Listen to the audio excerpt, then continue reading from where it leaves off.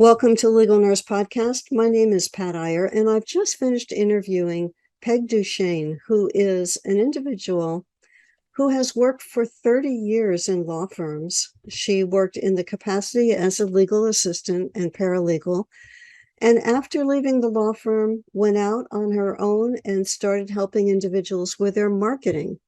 We've finished a podcast around the topic of social media.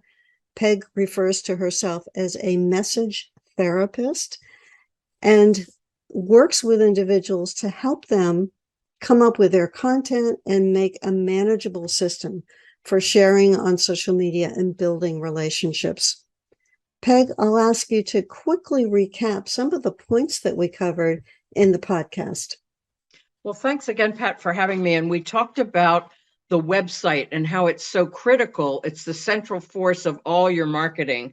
We talked about having a blog page and why that's important to add new content to your website so that Google finds you, but also using the blog as chunks of content that you can put on other social media marketing. We talked a lot about LinkedIn because that's the most professional platform of all. We talked about having a benefits page that shows how the nurse consultant is so unique in whatever level of skill set and years of service they've had. And we talked a little bit about an opt-in offer and how you can get your audience's email address so that you can nurture that relationship that's so important in the marketing world.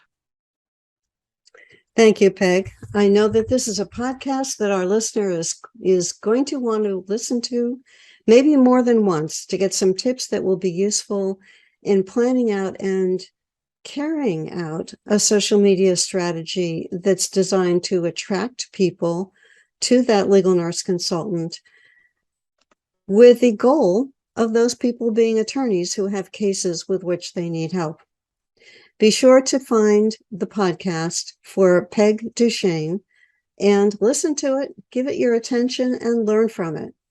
Thanks so much for watching this brief recap, and we'll see you at the full show. Thank you, Pat.